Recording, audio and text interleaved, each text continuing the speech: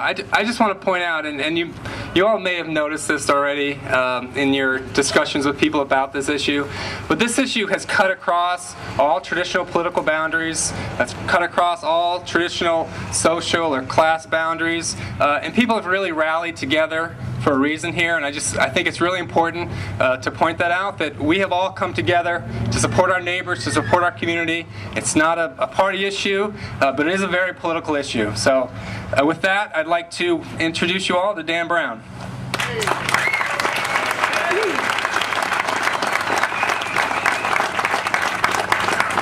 Bear with me, I'm going to have to look down at my notes a few times because I'm trying to comprehend talking to all this many people. I've never spoke to this many people all my life.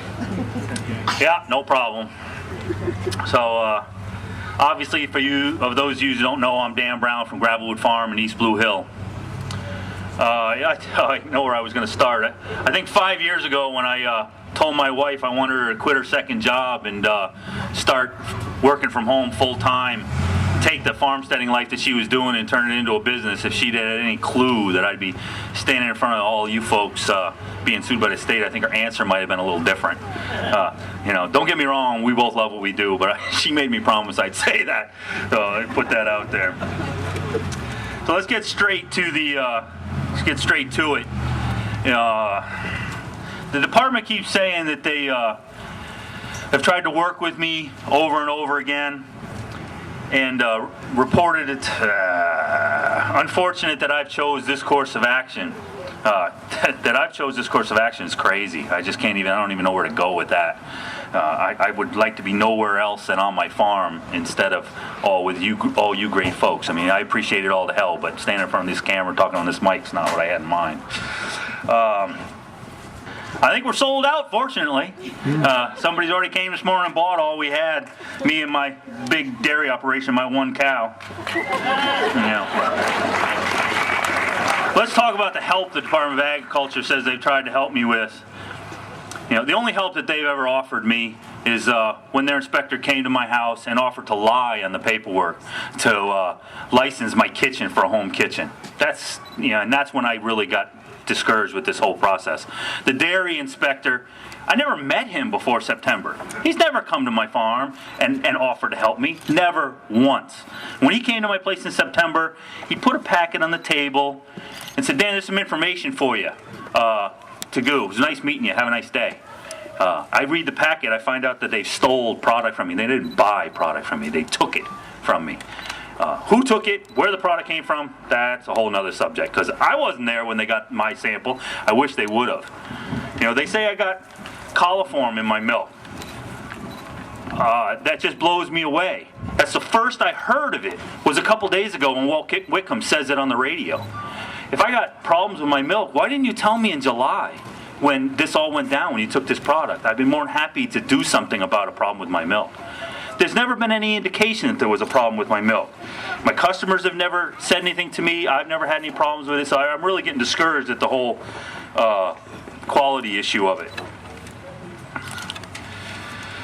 I just wanted to touch on, I worked in the commercial dairy industry for over 15 years. Benji Grant from Grant's Dairy hired me when I first moved up to Maine, and I worked in that whole side of it. And, I wasn't a commercial dairy farmer, but I saw what was happening to these guys that were getting paid pennies a pound for their product, can't make a living, can't even pay their, like the song said, we're the ones with the ripped jeans and all that.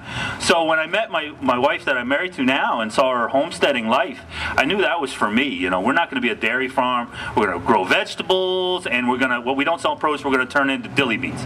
And we're going to have a cow, and what we don't drink and make it ourselves, we're going to sell the extra milk. So, that's really, I knew that's what I wanted to do.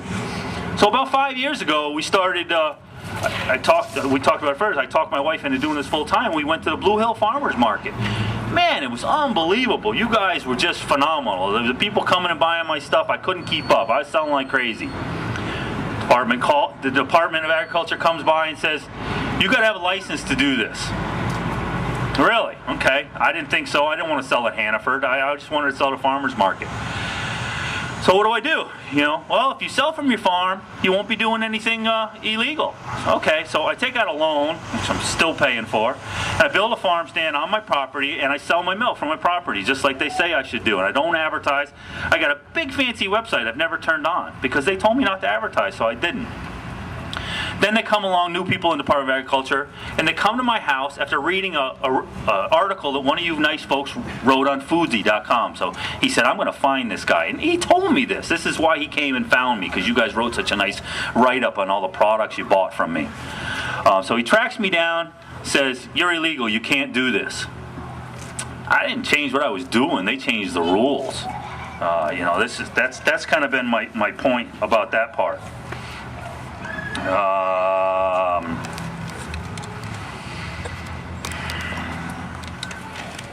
the state of Maine, the license number 2955, it says no license shall be required of any persons who produces or sells milk for the consumption only on the premises of the producer or seller. That's a copy of our state law. I don't know how else you interpret that. That's what I've always said right from the beginning. I'm not a milk distributor. I'm a farmer. It's all I ever wanted to be. It's all I've ever done. So I guess, there's plenty more to talk about, but that's kind of my little 2-minute speech, and I'll be more than happy to talk to any of you. Thank you very much.